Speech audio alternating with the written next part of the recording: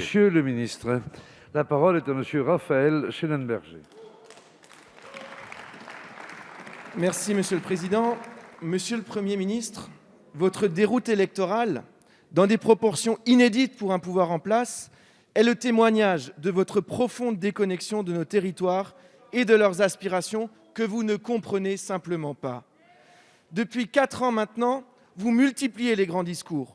Vous promettez aux élus une loi ambitieuse pour tout changer, tout remettre à plat, tout régler. Tout dysfonctionnement local devait trouver sa solution dans ce texte. Mais à part changer sans cesse de nom, votre projet de loi 3D, 4D, 3DS ne change rien. Emprisonné dans votre vision étriquée de la décentralisation, cette vision qui s'inscrit dans la prolongation de la loi NOTRe que vous promettiez pourtant de réformer. Tout cela était prévisible. Chaque exercice budgétaire, ici au Parlement, a été l'illustration de votre méfiance à l'égard des collectivités territoriales. Depuis 4 ans, vous n'avez cessé de réduire leur autonomie financière et fiscale. Vous avez renforcé leur dépendance à l'État à contre-courant du mouvement de décentralisation espéré à travers tous nos territoires. Refusant tout principe de subsidiarité, votre exercice du pouvoir écrase les corps intermédiaires, fragilisant le bon fonctionnement de notre démocratie. Là aussi, Monsieur le Premier ministre, se trouve une réponse à la question posée par l'abstention. Vous avez peur des identités, alors même qu'elles définissent ce que nous sommes, en Alsace, en Bretagne et partout ailleurs.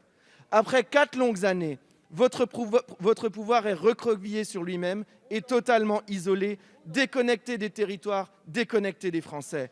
Vous pensez toujours avoir raison seul dans vos ministères. Vous dites ne souhaiter tirer aucun enseignement du scrutin de dimanche. C'est irresponsable.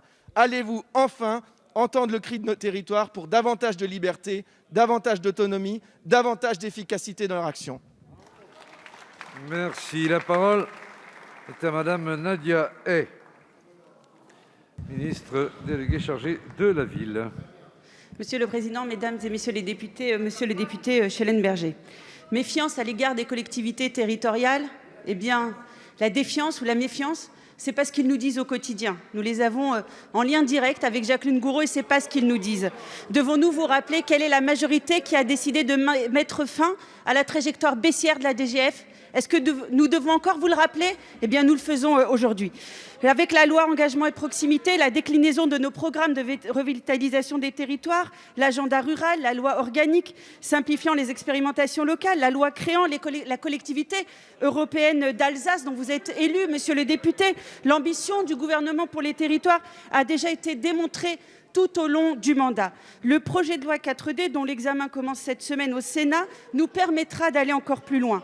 À l'occasion des concertations avec les élus locaux menées par la ministre Jacqueline Gourault pour l'élaboration de cette loi, les demandes des élus étaient claires. Pas de révolution institutionnelle, mais une volonté de souplesse et d'adaptation des règles aux réalités des territoires.